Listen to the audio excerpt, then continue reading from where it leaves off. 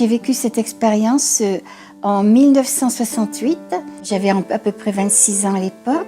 J'ai mis au monde ma petite fille. Et donc, 3 semaines après l'accouchement, j'ai fait une très très grave hémorragie. Il était resté du placenta. Et on a dû me faire une hystérectomie d'urgence, c'est-à-dire l'ablation de l'utérus. Et donc, pendant cette opération, eh bien, je ne sais pas si c'est au début, au milieu ou à la fin, mais je me suis trouvée au plafond. Alors, comment c'est arrivé, j'en sais rien. Je n'ai pas du tout le souvenir d'être sortie de mon corps, puisque maintenant on parle beaucoup de sensations de sortie de corps, mais pas du tout. Je me rappelle simplement que tout ce qui était moi, mon essence quelque part, se trouvait au plafond et je voyais de tous les côtés à la fois et j'éprouvais un sentiment mais incroyable, mais de me sentir exister au-delà de mon corps, quoi, tout simplement. Alors je me suis regardée parce que j'étais jeune à cette époque-là. Et bon, tout le monde, on a la jeunesse pour soi, quoi. Mais là, j'étais étendue sur la table d'opération. J'étais cadavérique, avec des tuyaux dans le nez, enfin, etc. Et je me suis regardée, je me suis dit, qu'est-ce que t'es moche, ma fille. Mais ça n'avait déjà plus d'importance parce que c'était ce corps-là, ça aurait pu être moi, ça aurait pu être quelqu'un d'autre, ça n'avait plus d'importance. Et je me rappelle aussi que le chirurgien disait au personnel médical, vite, allez chercher un flacon de sang. L'aide-soignante ou l'infirmière revenait avec un flacon de sang. Tout de suite après, il fallait qu'elle retourne en chercher un autre. Puis à un certain moment, j'ai entendu le chirurgien qui a dit, elle me pète entre les mains. Mon mari m'avait dit, t'en fais pas, ça va bien se passer, on t'attend dans la salle d'attente. Je pense à lui tout bêtement, et flac, je me trouve dans la salle d'attente de l'hôpital, et je prenais conscience de traverser les murs. Mais ça allait à une grande vitesse, je n'avais même pas le temps de ralentir quoi que ce soit. Je crois qu'on ne se pose même pas des questions, ça se fait, c'est tout. Je ne savais même pas le chemin qu'il fallait emprunter pour y aller. Et voilà que uniquement en pensant à mon mari, je m'y trouve. Et surtout, là, je vois que vous me regardez, par exemple, donc vous me voyez. Tandis que là, moi, je regardais mon mari, je regardais mon beau-père, mais vraiment, je prenais conscience qu'il ne me voyait pas. Alors, qu'est-ce que j'ai fait? J'allais à droite, j'allais à gauche, je faisais des coucous. À certains moments, j'ai mis même ma main sur l'épaule de mon beau-père et ma main a traversé son corps. Là, je me suis dit, mais qu'est-ce qui t'arrive, ma fille? Je ne comprenais pas. Et surtout, c'était que tout en ayant le sentiment d'être moi, mais c'est comme si, dans le corps énergétique, spirituel, qu'importe le mot dans lequel j'étais, c'est comme si je prenais plus d'espace que dans mon corps actuel. Et je me rappelle être rentrée dans le cœur de mon mari. Je ne veux pas dire par là que j'étais dans son cœur, physique, non. Je veux dire que je savais tout ce qu'il pensait. Je lui ai reproché de ne pas s'être fait du souci pour moi pendant le temps où il était donc dans la salle d'attente. Et puis, mes beaux-parents, ma belle-mère était chez moi quand je suis partie à l'hôpital. Donc, et j'avais 2 petits-enfants. Ma belle-mère devait s'occuper de l'aîné qui avait 22 mois. Je lui avais dit, vous savez, maman, si je ne suis pas rentrée demain, surtout donner le déjeuner de mon petit garçon, non pas à midi, mais à 11h30. Parce que, bon, les mamans, on se rend compte, on est près des enfants, on sait leur cycle. À midi, il piquait du nez, il avait déjà sommeil. Et je pense à mes enfants, et sans avoir eu le sentiment de sortir de la salle d'attente de l'hôpital ou de parcourir un trajet, je me suis trouvée chez mes beaux-parents. Je suis rentrée dans la salle d'opération vers les 12h30. Donc, il était plus tard que ça. Et donc, ma belle-mère était en train de lui donner son repas et lui piquait du nez dans son assiette. Et je n'ai pas pu m'empêcher de me dire, mais pourtant, je lui avais dit, mais sans méchanceté, parce que bon, la matinée avait été donc bien perturbée par moi. Et je pense à mes parents, et je me trouve chez mes parents. Maman est en train de dire à papa, oh là là là là, dans quel état elle doit être Nicole, parce que Michel lui avait apporté le matin tout un drap maculé de sang qu'on m'avait mis entre les jambes quand je suis allée à l'hôpital. Et donc, ma maman avait très très peur, quoi. Et papa disait vite, j'avais encore un petit frère de 11 ans, on va l'accompagner à l'école pour être là quand Nicole se réveillera suite à son opération. Donc, plus tard, bien plus tard, quand j'en ai discuté avec papa et maman, ils m'ont confirmé que c'était vrai.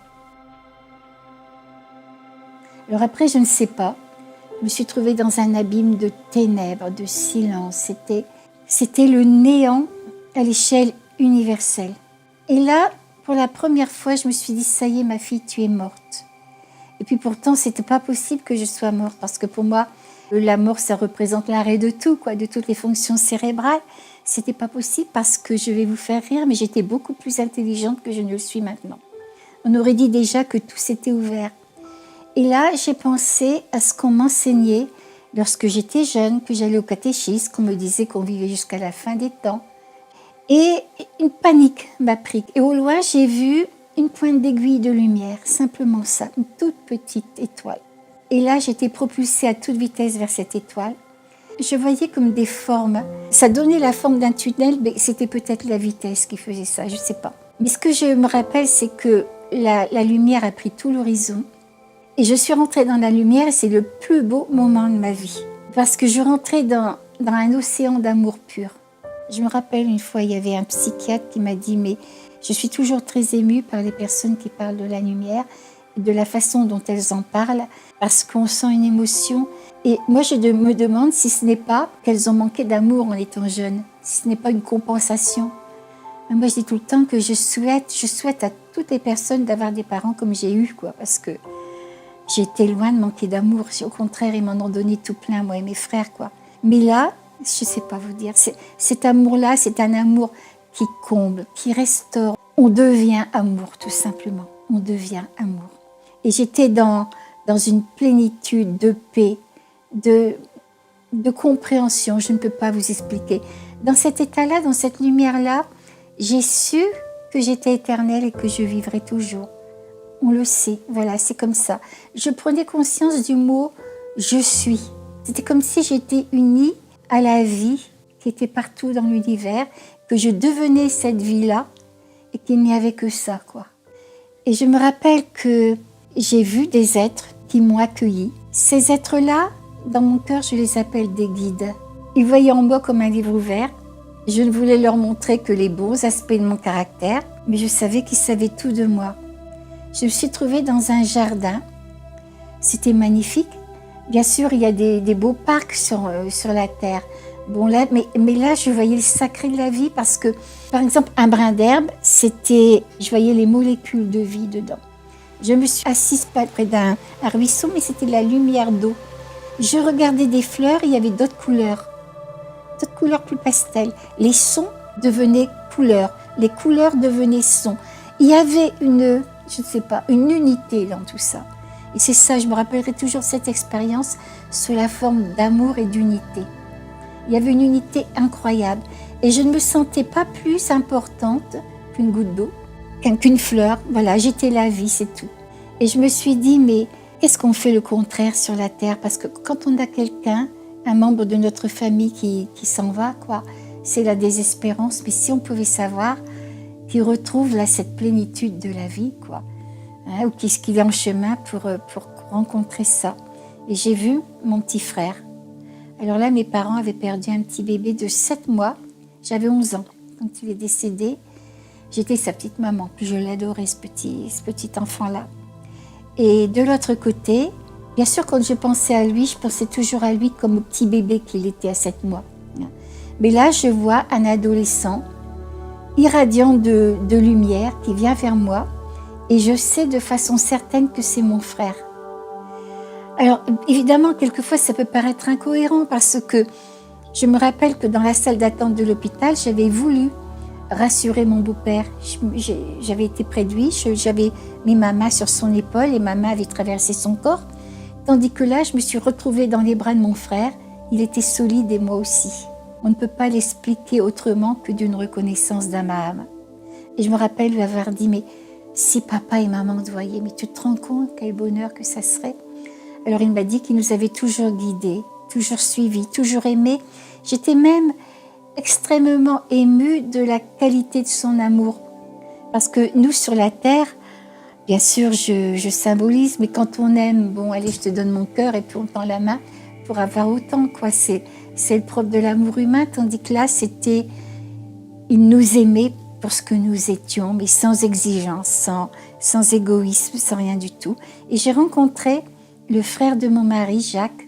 Mon mari, à 14 ans, a perdu un frère de 25 ans qui s'était noyé. C'était un drame, surtout chez ma belle-mère. Moi, je ne le connaissais pas puisque nous nous sommes fréquentés et mariés bien après. Je ne le connaissais que sur photo et il était là. Il m'a montré les circonstances de son décès. Combien mes beaux-parents en avaient souffert, ma belle-mère en particulier. Et je revois encore le moment où le docteur est venu lui annoncer le décès de son fils et le cri qu'elle a fait, quoi. Et plus tard, ça m'a permis même d'être plus indulgente parce que on habitait près de l'un de l'autre, à 50 mètres près, quoi. Elle n'avait plus qu'un fils, donc c'était les dimanches ensemble, c'était les vacances ensemble. C'était quelquefois pesant, quoi, même étouffant. Et quand je me rappelais la souffrance qu'elle avait eue en perdant son premier fils, ça m'a permis d'être plus indulgente, si vous voulez, envers tout ça. Et puis, je me mets à votre place, vous devez vous dire, oh là là, c'est une succession de choses, quoi. Mais tout s'est passé en même temps. C'est comme un éternel présent, tout est là, tout se passe en même temps. Et puis moi, je suis obligée d'employer des mots qui donnent une succession de faits. Mais à un certain moment, c'est comme si tout l'univers s'est mis à m'apporter sous la forme d'un homme, d'un être magnifique. Je dirais tout le temps que notre cœur connaît. Il ne s'est pas présenté, mais que notre cœur connaît. Et cet être-là m'a dit simplement « Comment as-tu aimé et qu'as-tu fait pour les autres ?» Oh, ces deux phrases toutes simples, mais c'est tellement profond quelque part, tellement profond. Et donc, pendant qu'il me disait ça, on me montrait, certainement sous forme symbolique, je suppose, toute l'humanité avec les bras levés au ciel et qui implorait. Et je ressentais toute la souffrance de l'humanité. Et puis, j'ai revu ma vie à l'envers, donc de mes 26 ans à l'époque, à ma naissance. Alors, c'était bizarre parce que je voyais l'origine de chaque pensée, de chaque émotion qui était à l'origine de chaque acte, etc., quoi. Je me suis vue jeune mariée, je me suis vue avec mes enfants, je me suis vue donc que je fréquentais mon mari. Mais quand j'ai eu ma première poupée, que j'ai arraché la robe de la poupée en l'enlevant de sa robe, avec mon petit chien quand j'allais chez ma grand-mère, et quand j'avais fait quelque chose de bien, j'étais dans le cœur des personnes à qui j'avais fait du bien. Alors ça, c'est quelque chose d'incroyable. Ça, on ne s'imagine pas ça sur Terre, parce que je suis moi, vous êtes vous, on est bien séparés. Bon, on va se dire des choses gentilles ou désagréables, mais si je vous dis quelque chose de blessant, je ne suis pas dans votre cœur. Mais de l'autre côté, tout est un. Je suis moi et je suis vous à la fois. Alors là, après avoir eu une telle expérience, je vous assure qu'on fait attention avant de dire ou de faire quelque chose. Parce que quand j'avais fait du mal, j'étais dans le cœur de la personne à qui j'avais fait du mal et je me serais mise dans un trou de souris, bien sûr. Et quand j'avais fait du bien, je recevais le bien que j'avais pu faire à la personne. J'avais beaucoup de distance envers moi-même et je pouvais me voir comme si je regardais quelqu'un d'autre, avec la même distance, avec la même liberté. Là, je prenais conscience véritablement de qui j'étais. J'ai vécu 45 secondes, on m'a dit que cette expérience a duré 45 secondes. J'ai vécu des millénaires. Je me rappelle, on m'a montré comme l'évolution de la Terre. J'avais toutes des informations sur les civilisations disparues. Je me rappelle qu'on me parlait de l'Atlantide. On me disait que Dieu était la force, le mouvement et la vie. Je n'oublierai jamais ça, c'est inscrit. Que tout ce qui va dans le sens de l'unité, c'est bien. Que ma vie par rapport à l'éternité, ma vie actuelle, c'est un battement de paupières. Voilà, c'est tout dans ma vie, c'est tout par rapport à l'éternité. Et c'est vrai que j'étais capable de dire, parce qu'on comprend tout, mais j'étais capable de dire, mais que ta volonté soit faite et non la mienne. Même si j'emploie un langage religieux, ça veut dire quand même j'étais capable de ce lâcher prise là. Et puis on me disait aussi que la vie était partout dans l'univers. On me montrait la réalité d'autres humanités. Et on m'a montré aussi que nous étions à la croisée des chemins. J'ai vécu cette expérience donc en 1968. Mais on me disait qu'il y aurait comme un chômage qui s'étendrait sur le monde entier. Tout était florissant pourtant à l'époque. Et on me parlait d'une peste qui s'étendrait sur le monde entier. Et donc on me montrait tout ce qui risquait d'arriver sur cette terre si on ne changeait pas. Et le si pour moi, il est déterminant. C'est notre part de liberté quelque part. Et on me montrait des choses qui malheureusement s'actualisent en ce moment. c'est-à-dire des tremblements de terre, des problèmes avec la nature, tsunamis, etc. Mais surtout, ce que j'ai vu et qui m'a inquiétée, c'est l'émergence d'une violence inouïe. Cette violence m'a fait peur. Et donc, quelquefois, il m'arrive de dire qu'on en est tous responsables quelque part. On m'a montré que j'étais déjà venue sur la terre. Alors, je suis élevée dans la religion catholique traditionnelle. C'est évident qu'on ne parle pas de renaissance, mais de l'autre côté, c'était évident pour moi. J'ai vu que j'avais déjà... Je ne voyais pas des vies entières qui se déroulaient, je voyais des fragments d'autres vies. Et on me disait qu'on revenait tant qu'on n'avait pas acquis assez d'amour et de sagesse, que tout était une question d'évolution. J'ai une amie qui a vécu aussi cette expérience, et elle, on lui a montré d'une façon différente. On lui a montré une roue sur laquelle était inscrit vie, mort, vie, mort. Et quand elle regardait vie, elle se remémorait une vie qu'elle a vécue. Et mort, l'entre-deux, l'entre-deux. Et on lui a montré une main qui s'échappait de cette roue, parce qu'un jour, on n'aurait peut-être plus besoin de ces expériences terrestres. On m'a montré que mes beaux-parents, qui avaient à peu près le même âge, et ma grand-mère à 3 ans près, on m'a montré que lorsqu'ils partiraient sur la terre, ce serait tous les 3 presque en même temps. Et dont 2 à 3 semaines d'intervalle. J'avais dit ça à mon mari. J'avais dit, tu sais, je ne me rappelle plus qui partira premier, second, troisième, mais ils partiront à 3 semaines d'eux. Alors le 27 janvier 81, un mardi, mon grand-père nous quitte. 3 semaines après, un mardi, c'est ma grand-mère. Et dans le courant de l'année suivante, c'était ma belle-mère. Et j'avoue que ce sont des choses concrètes comme ça qui ont incité mon mari finalement à me croire, Et là, j'ai vu ce que serait ma vie quand je reviendrai, entre le moment où je revenais et le moment où je partirai définitivement. Et j'ai vu que j'aurais beaucoup d'épreuves et de souffrances, et je me suis vue pleurer bien des fois. Et là, je me suis dit, mais qu'est-ce que j'ai donc fait à Dieu pour mériter toutes ces épreuves, toutes ces souffrances? Et on m'a dit qu'avant de naître, je les avais acceptées, parce qu'à travers elles, je grandirais. Et là, je vous assure que c'est encore peut-être une partie égoïste en moi. J'ai demandé que me soit donné en une seule vie ce qu'il me restait à vivre dans d'autres vies sur cette terre, parce que pour moi, la terre, c'est vraiment l'enfer. Je ne voulais plus revenir. Et on m'a dit qu'on ne pouvait me donner plus que mes épaules ne pouvaient supporter.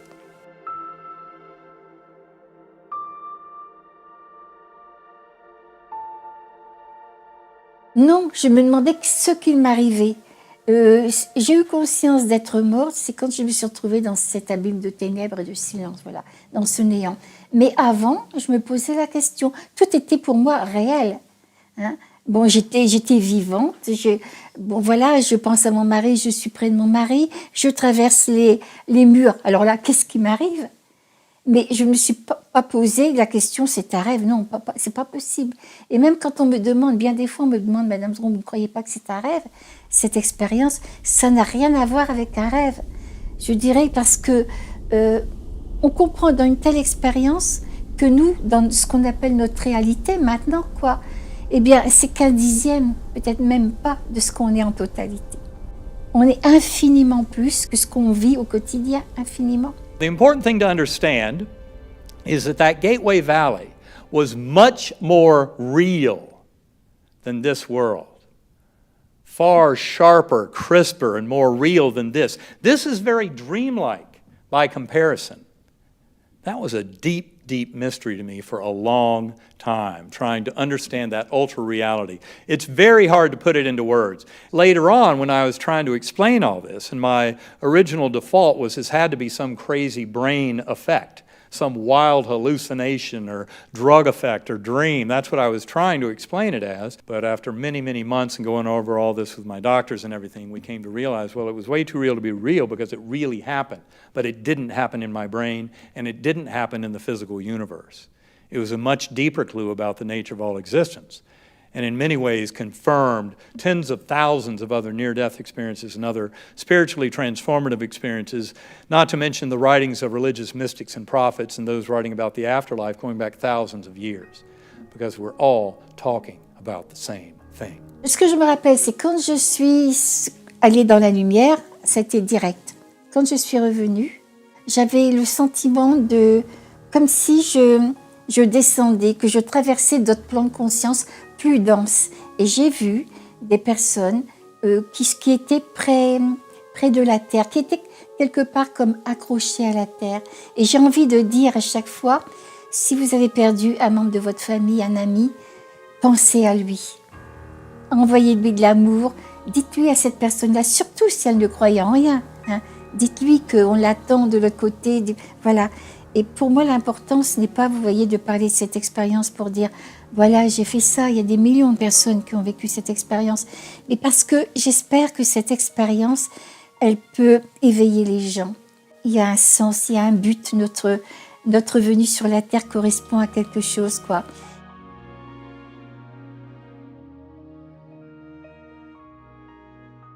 On m'avait déjà demandé, est-ce que je voulais rester de l'autre côté ou est-ce que je voulais revenir sur la Terre? Je sais qu'il y a des personnes à qui on a demandé ça et d'autres non.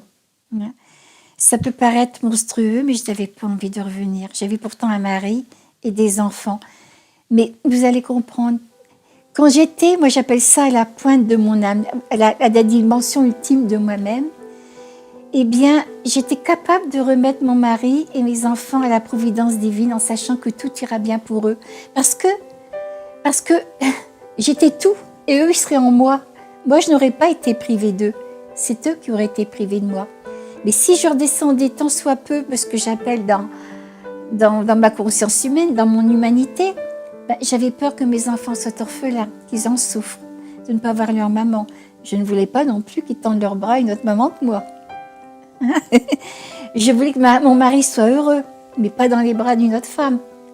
Vous voyez, donc j'ai eu l'impression que durant l'expérience, je pouvais être à la pointe ultime de moi-même et puis je pouvais redescendre aussi. Et donc on m'a dit que puisque je voulais revenir, je reviendrais, mais que j'oublierais beaucoup de choses parce qu'il le fallait. Je me suis dit...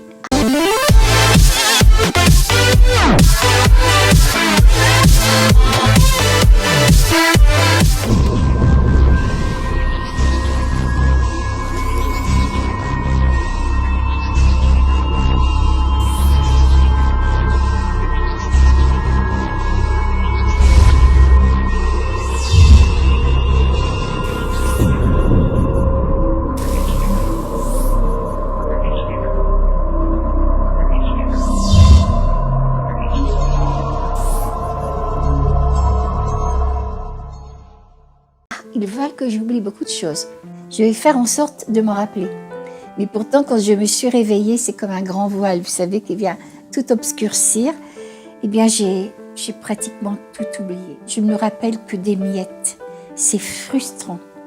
C'est frustrant parce que quand on se trouve à la croisée des chemins, par exemple, quand on a un conflit particulier, qu'est-ce que ça serait valorisant de se rappeler, pas seulement par égoïsme pour soi-même, mais comment faire dans telle situation pour que ça soit profitable pour tout le monde.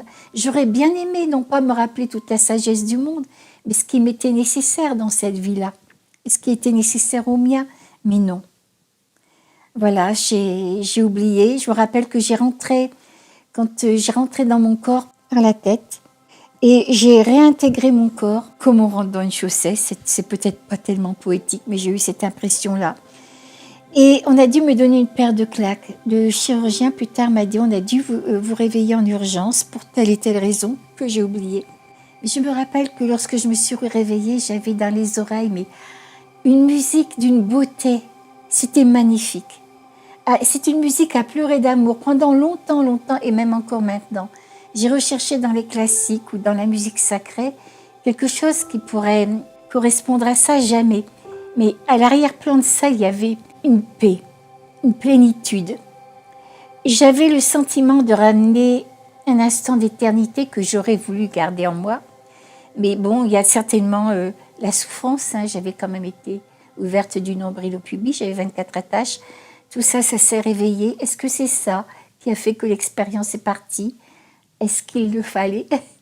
Pour une raison que j'ignore. Voilà, je ne me rappelle que des miettes, mais je dis quand même merci. Merci à la providence divine de m'avoir fait vivre cette expérience parce que je sais que la mort n'existe pas. Je sais que la vie, elle a un sens. Et quel sens, mon Dieu! Qu'on a à grandir dans l'amour, dans la sagesse, dans la fraternité. Et pour moi, c'est une richesse incroyable.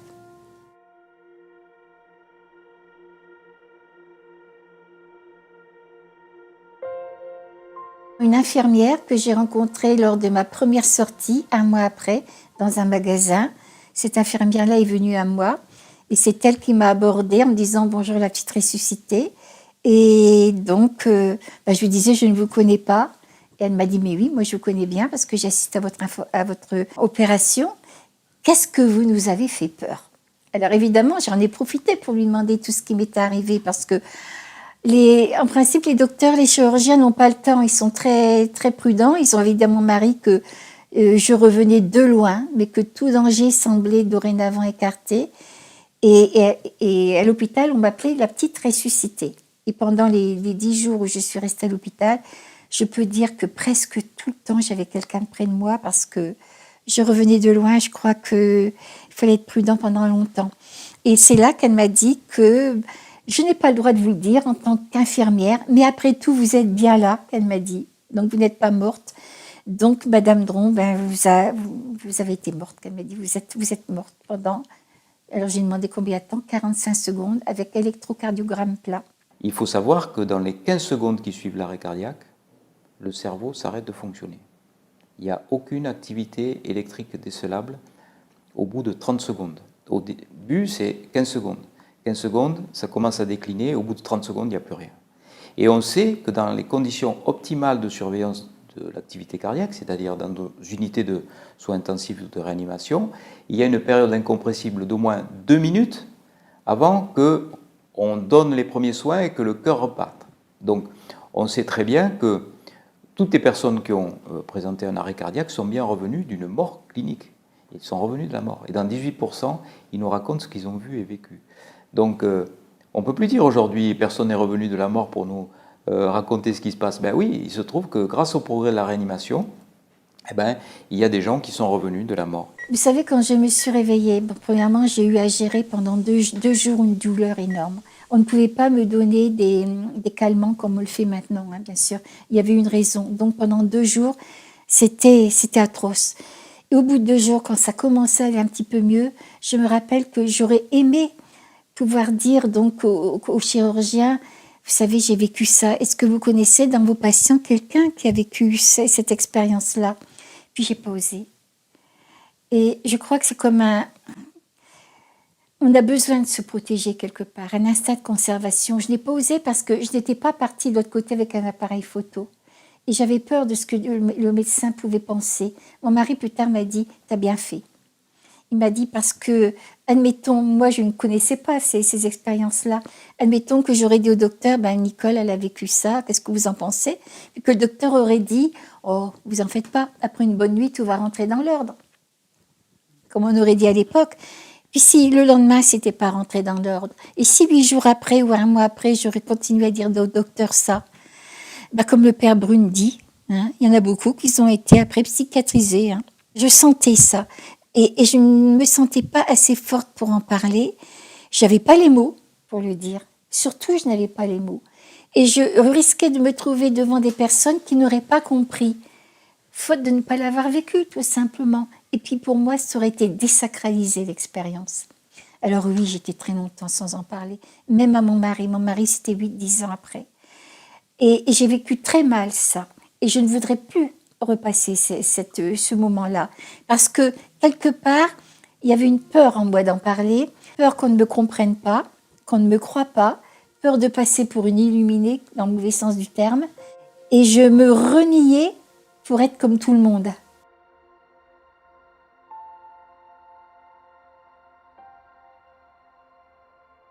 Ah mais moi je vivais avec. Mais je la trahissais quelque part.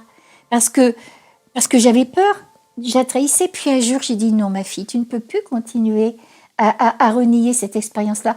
Je vais même vous dire une chose. Je crois qu'on peut mourir de se trahir. On peut en arriver à en mourir physiquement. Parce qu'on ne peut plus vivre dans une plénitude totale, c'est pas possible. Et un jour, je me suis dit, je ne peux plus continuer à vivre comme ça. J'ai commencé à en parler à mon mari et à maman. C'était à l'époque à peu près où on avait un ami qui est décédé à 40 ans de la maladie de Hodgkin. Et j'ai commencé à en parler là. Et puis après est sorti le livre « La vie après la vie » du docteur Moody. Je me rappellerai toujours du jour béni où je suis allée donc à la maison de la presse de ma ville pour acheter un livre pour mes enfants qui faisaient des études. Et là, il y a presque un livre qui m'est tombé des mains. Je vois qu'il y a une centaine de personnes, on parlait d'une centaine de personnes, je crois, qui ont vécu cette expérience comme je l'ai vécue. J'ai senti une émotion qui m'a pris. Je l'ai payée tout de suite en sanglotant, en espérant qu'on ne me voit pas. Et là, j'ai acheté ce livre en plusieurs exemplaires parce que ça m'a permis de le passer aux personnes à qui j'en parlais après. Mais le plus difficile, c'est de ne pas trouver les mots pour en parler.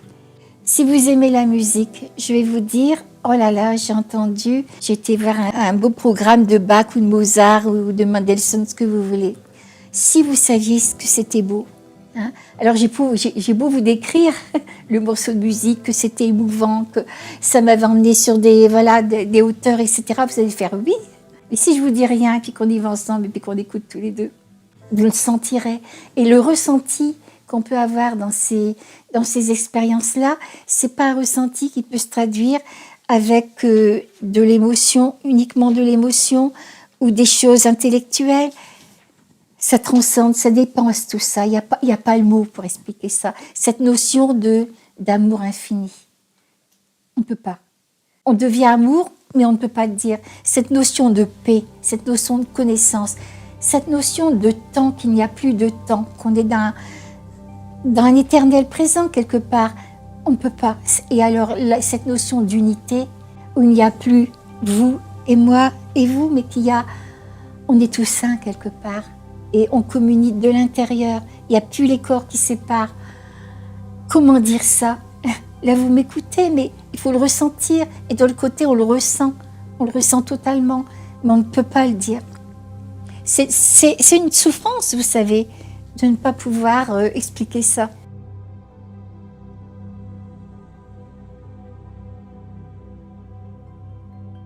Il y a une progression. Au départ, c'était fermé. Au départ, quand il m'était demandé d'en parler dans des associations, par exemple, d'aide aux familles en deuil, et la majorité, disons 95%, c'était des femmes. Hein? Le mari venait comme si la femme, vous savez, le tirait comme un petit gamin, quoi. Et donc, oui, oh là là, et puis c'était catalogué, c'était pas scientifique, ça ne pouvait pas être reproductible.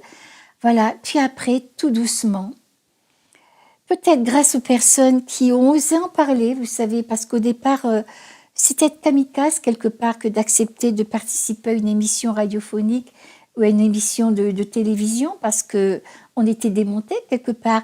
Mais peut-être que ça a fait son chemin, et peut-être qu'aussi, on parle de nouvelles vibrations qui sont déversées sur la Terre.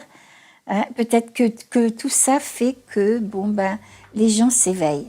Les gens s'éveillent et moi j'ai vu quand même une progression énorme depuis une dizaine d'années, mais c'est incroyable.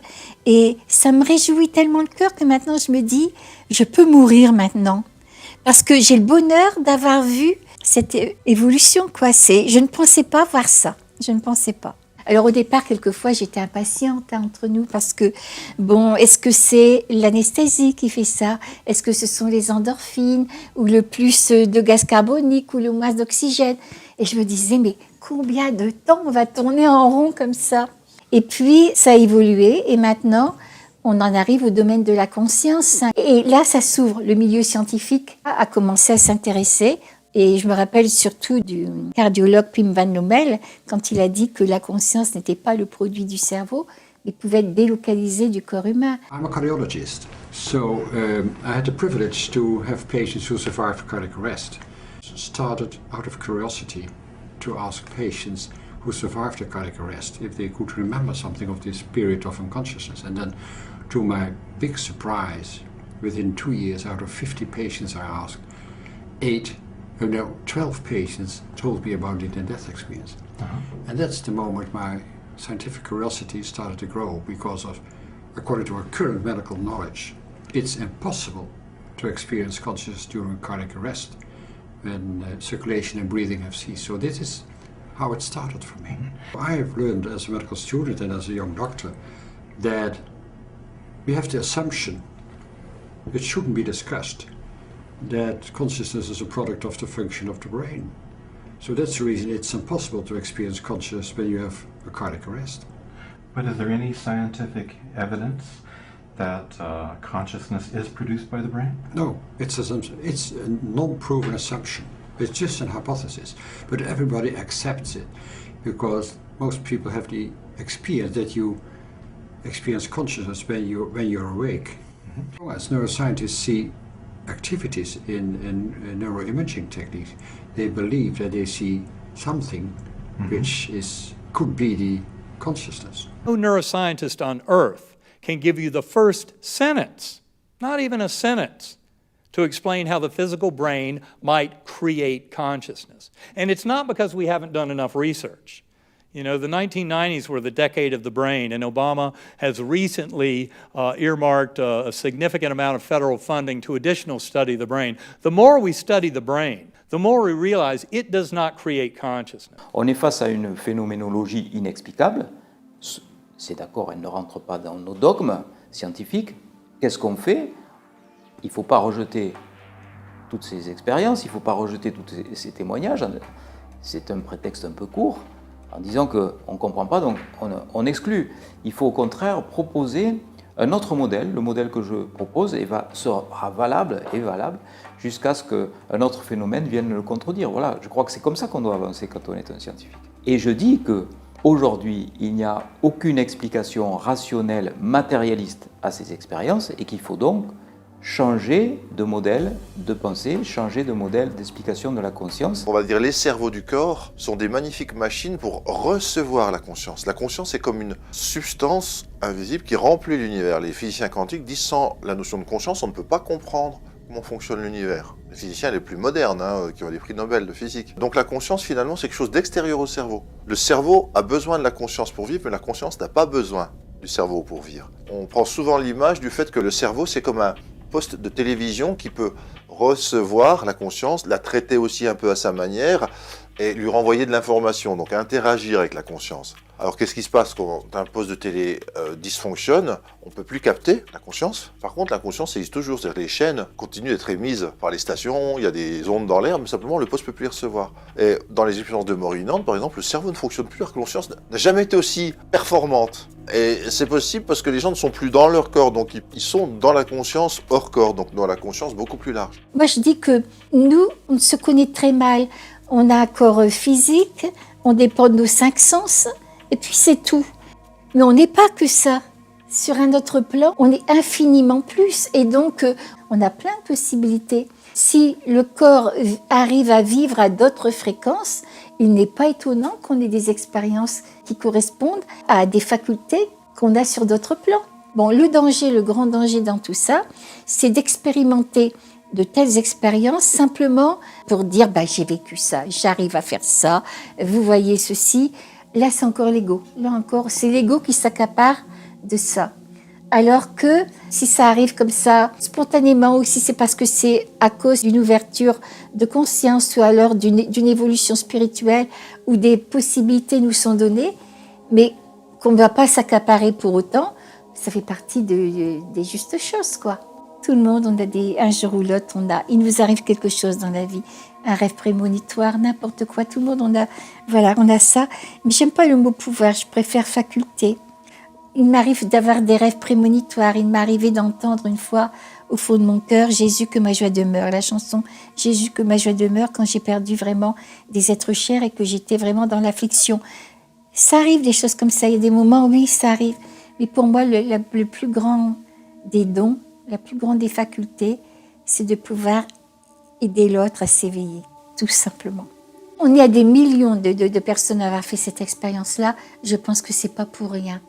Je pense qu'il faut avoir le courage d'en parler maintenant. Il faut transmettre ça en vue d'un éveil spirituel. Parce que de l'autre côté, cette expérience, c'est la vie. Et la vie, c'est l'amour. Et je suis persuadée qu'il n'y a qu'une chose dans l'univers, qu'il n'y a qu'une énergie, c'est l'amour. Et si on ne passe pas par l'amour, on va à la catastrophe.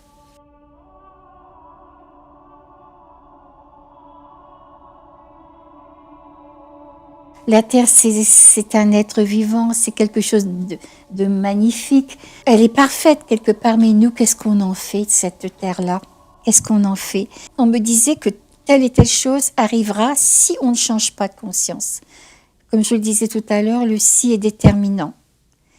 Et je pense que si on devient plus aimant, plus fraternel, si on change de conscience, évidemment, toutes les choses qui m'ont été montrées, soit elles arriveront, mais atténuées, soit elles n'arriveront pas du tout. Ce qui nous est demandé, c'est ne pas entretenir notre peur, mais c'est de nous transformer, de devenir meilleur, de devenir plus fraternel, etc. Parce que c'est ça qui fera changer les gens. Alors oui, j'ai vu des choses difficiles. Je voyais par exemple, à un certain moment, le feu dans le ciel, et puis des corps qui étaient calcinés.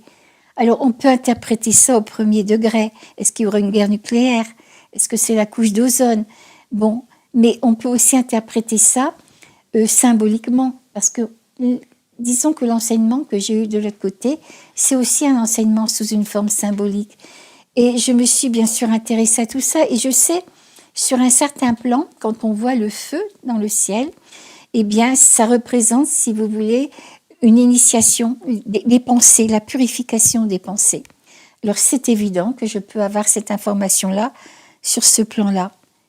Mais je ne peux pas m'empêcher de penser, si on ne fait pas ce travail intérieur qui nous est demandé individuellement et collectivement, si on ne le fait pas, eh bien, est-ce que la nature se mettra pas en colère et est-ce que, on n'en arrivera pas à ça?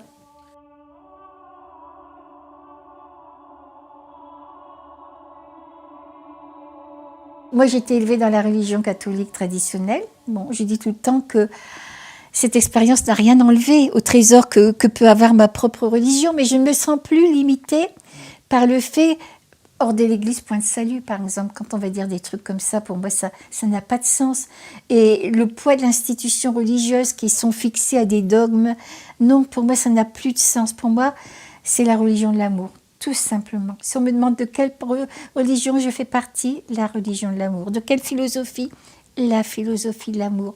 Parce que l'important pour moi, ce n'est pas d'appartenir à une religion, c'est d'accéder à travers elle à l'essence de la religion.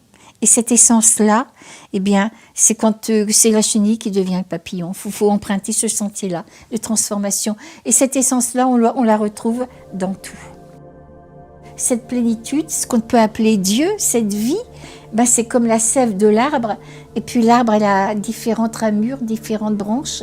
Et puis ça va dans tout, quoi. Et nous, on cloisonne ça. Je sais très bien que c'est peut-être confus ce que je dis, mais au point de vue absolu, on est parfait, on est des êtres magnifiques. Et quelquefois, je m'insurge contre certains prêtres. Attention, je respecte toute ma tradition religieuse, il y a des trésors là-dedans, mais quand j'entends des prêtres dire qu'on est des pauvres pécheurs, voilà, et j'ai plutôt envie qu'on dise aux enfants, mais vous êtes magnifiques, vous avez toute la force en vous pour traverser toutes les situations, quoi.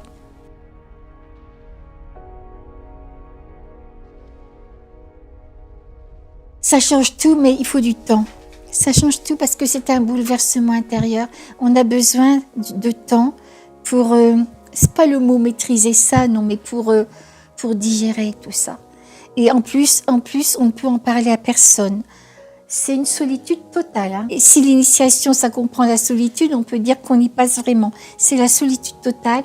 Alors tout change. Par exemple, vous regardez une émission de télévision. Vous vous rendez compte que, ça y est, c'est encore la guerre, c'est encore la violence, c'est encore ceci, c'est encore cela. Où est-ce qu'il y a la beauté que j'ai rencontrée de l'autre côté? Où est-ce qu'il y a cette paix-là? Voilà, il y a un tel décalage entre cette plénitude d'un côté et cette violence sur la terre qu'on a envie de dire, mais ne regardez pas ça autour de soi. Et on est obligé de se taire en plus, parce que on se rend très bien que ça serait mal compris. Alors oui, il y a, et puis on se dit, aussi bien dans l'éducation nationale, dans les sciences, dans les arts, partout, s'il y avait un petit peu plus de fraternité, s'il y avait un petit peu d'amour dans tout ça, qu'est-ce que ça changerait? Alors pendant longtemps, on vit avec une espèce d'impuissance, vous voyez? Puis après, on ose en parler aux autres, puis après, on devient un petit peu soi-même, et après, on s'aperçoit que les choses tout doucement, si nous, on se change intérieurement, il y a un fossé. Au départ, on aurait envie que les autres changent, on aurait envie que les autres comprennent et se changent. Puis après, on s'aperçoit que c'est pas possible. Et alors, on se retourne vers l'intérieur et on apprend tout doucement à être vigilant vers soi-même. Tiens, je me suis encore mis en colère aujourd'hui, hein, et prendre de la distance. Et puis, on se change intérieurement. Alors oui, tout ça, c'est le départ d'un grand chemin, ce que j'appelle la voie, qui n'est pas une voie religieuse, qui n'est pas forcément une voie philosophique, une voie spirituelle, c'est simplement la voie de la transformation. C'est vraiment, et je vais même jusque dire, je douterais de quelqu'un qui dirait avoir fait cette expérience si elle ne découle pas sur un désir de comprendre et de se transformer. Apprendre à aimer et apprendre à être soi-même. Moi, on m'a demandé à aimer. Mais pas aimer de cette manière sur la terre où quand on aime, il y a une grande part d'égoïsme, de jalousie, voilà. Mais de savoir aimer peut-être à cette dimension de l'univers, savoir aimer l'autre tel qu'il est, même s'il ne nous satisfait pas entièrement, savoir voir quelquefois dans l'autre qu'il est en devenir. Ça n'a pas empêché, vous savez, après, de traverser des épreuves douloureuses, d'être déçu par certaines personnes, d'avoir vraiment des maux de cœur intenses. Mais je me dis, je ne peux pas fixer une personne parce qu'elle a fait ça aujourd'hui. Parce qu'elle est en devenir, tout simplement.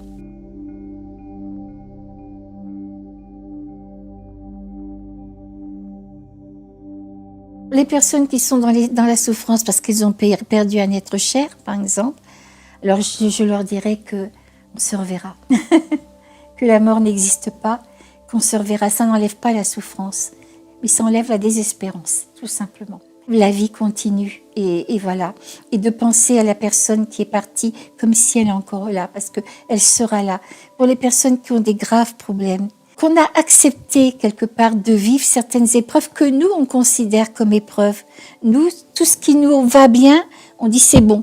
Tout ce qui nous va moins bien, on dit c'est mal. On n'en veut pas, c'est normal, on écarte. Mais dans une certaine dimension, tout n'est qu'expérience.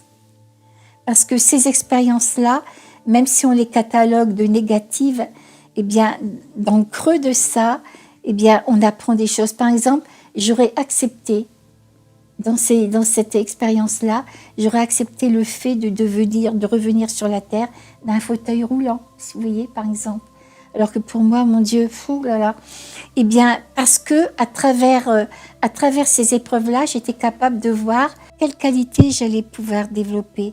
Ici, sur la terre, nos critères du bonheur, c'est aimer et être aimé, c'est être en bonne santé, ne pas tendre tout le temps la main financièrement, etc.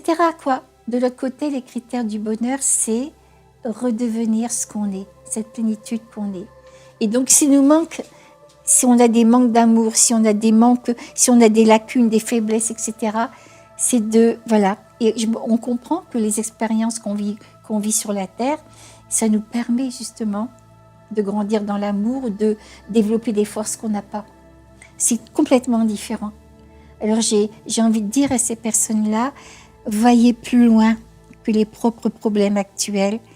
Voyez ce que ça va développer en vous. Ils ont simplement compris comment il fallait se comporter sur cette planète pour être dans le bonheur inconditionnel de l'autre côté. Parce que les gens qui vivent une expérience négative, ils vivent ça plutôt comme un avertissement de l'au-delà, leur disant tu vois comment ça va se passer si tu continues ta vie comme tu l'as commencé.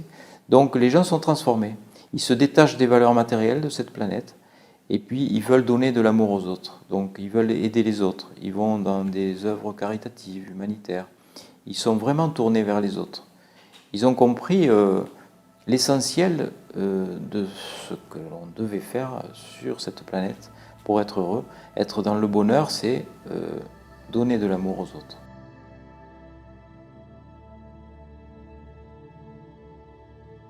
Si on accepte le concept des renaissances, c'est pas la première fois qu'on vient sur Terre.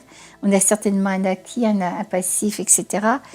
Et admettons que nous soyons une note de musique. Quand on vient au monde, on est cette note de musique qui va attirer tout ce qui est en harmonie avec elle. Et ça, disons, ça sera notre destin.